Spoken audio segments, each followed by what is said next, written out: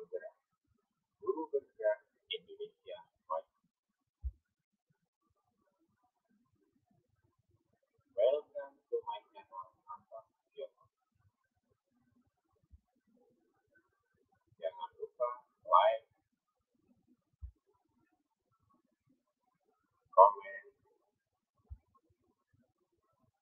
and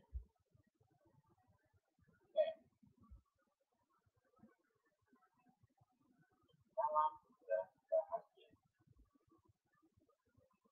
Pada kesempatan kali ini saya akan menyampaikan koneksi antar materi modul 3.2 pemimpin dalam pengelolaan sumber daya.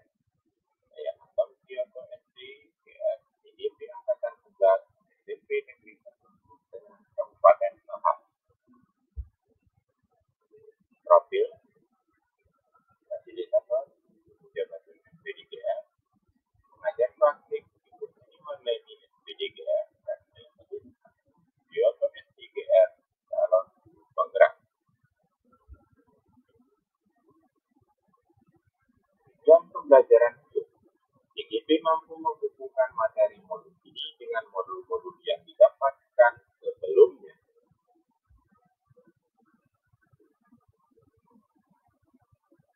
Panduan pertanyaan 1.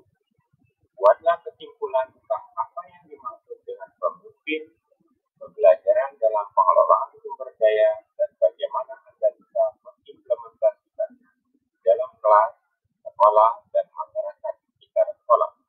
2. Jelaskan dan berikan contoh bagaimana hubungan pengelolaan sumber daya yang tepat akan membantu proses pembelajaran murid lebih berkualitas. 3.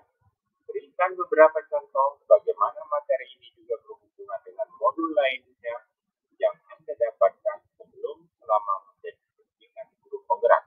4. Ceritakan pula bagaimana hubungan antara sebelum dan sesudah Anda mengikuti modul ini, serta pemikiran apa yang sudah berubah di diri Anda setelah Anda mengikuti proses pembelajaran dalam modul ini.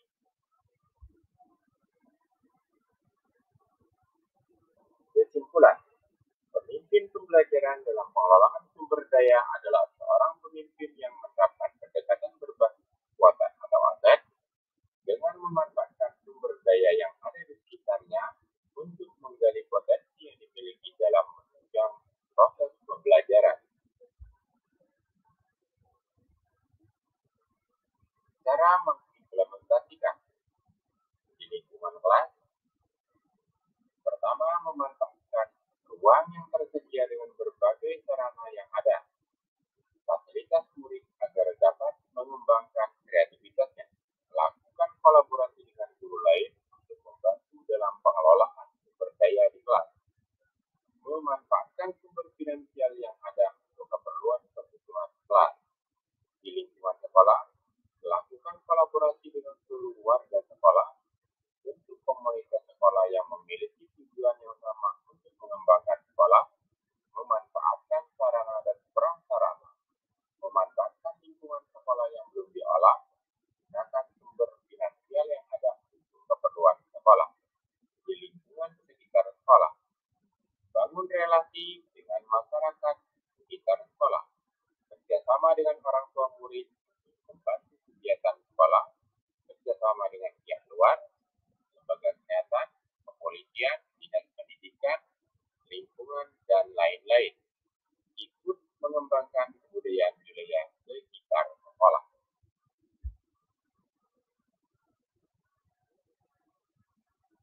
Pengelolaan sumber daya yang tepat akan membantu proses pembelajaran murid menjadi lebih berkualitas.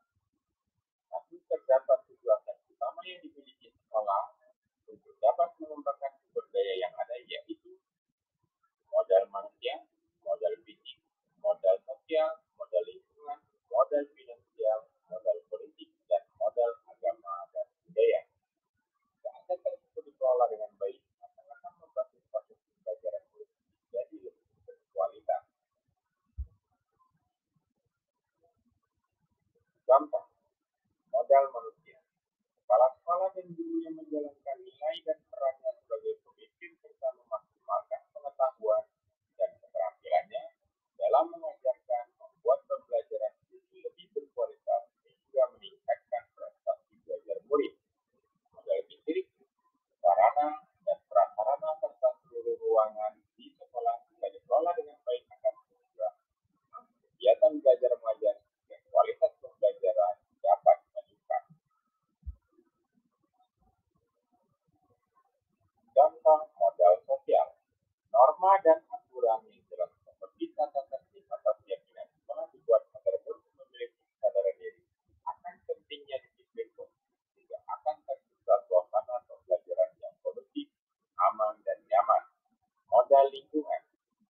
Taman yang ada di sekitar sekolah dapat menjadi salah satu sumber belajar yang dapat dimanfaatkan untuk menunjang proses pembelajaran yang kreatif.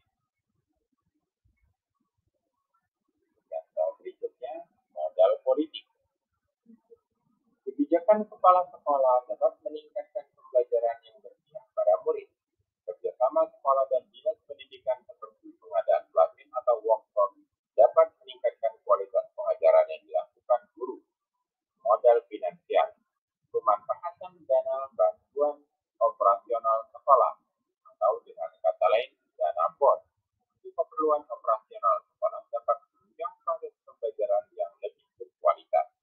Modal agama dan budaya, kegiatan pembiasaan di sekolah, berdoa, sholat berjamaah, gotong royong, dan lain-lain dapat mengubah perilaku murid lebih berakhlak sehingga mempermudah dalam pemberian materi pembelajaran.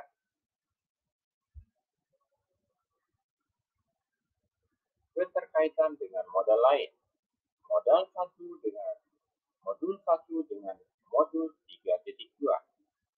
Modul 1.1.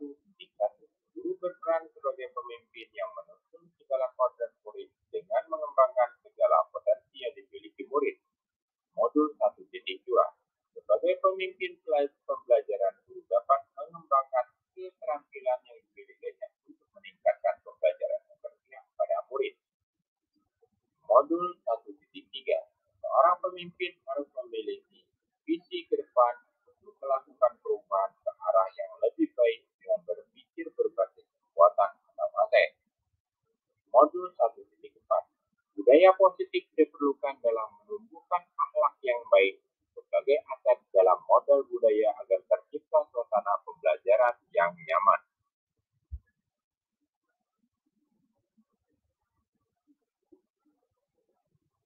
Keterkaitan dengan modul lainnya, modul 2 dengan modul 3.2.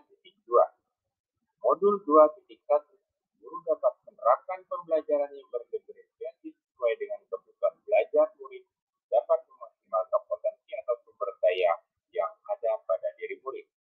Modul 2.2, dalam pengelolaan sumber daya, seorang pemimpin diperlukan kemampuan sosial dan emosional yang baik, sehingga segala keputusan dapat dipertanggungjawabkan. Modul 2.3. Pemimpin harus mampu menerapkan teknik coaching dalam melakukan segala tindakan untuk pengelolaan sumber daya yang ada di sekolah. Modul 3.1 dengan modul 3.2 keterkaitannya. Dalam melakukan pengelolaan sumber daya, seorang pemimpin harus mampu mengambil keputusan berbasis nilai-nilai kebajikan agar diperoleh pembelajaran yang berpihak pada murid untuk meningkatkan kualitas pembelajaran.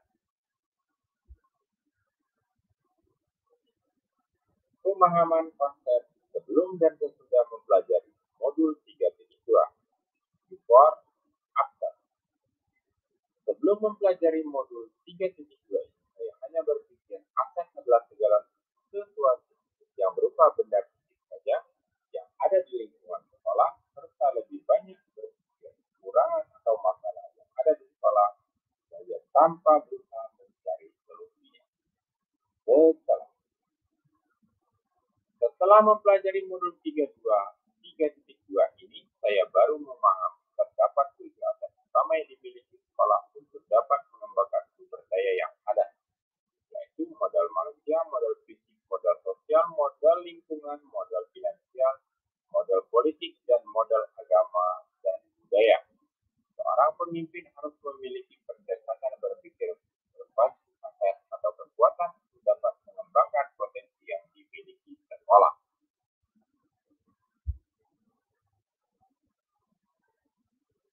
Pemikiran yang sudah berubah dalam diri saya setelah mempelajari modul 3.2 antara lain.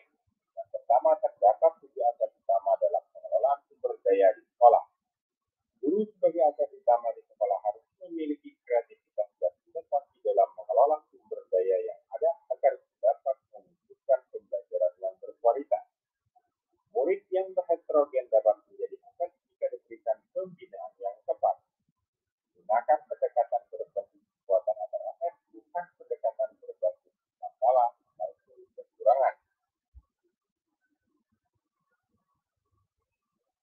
Sekian dan terima kasih. Salam guru bergerak. Assalamualaikum warahmatullahi wabarakatuh.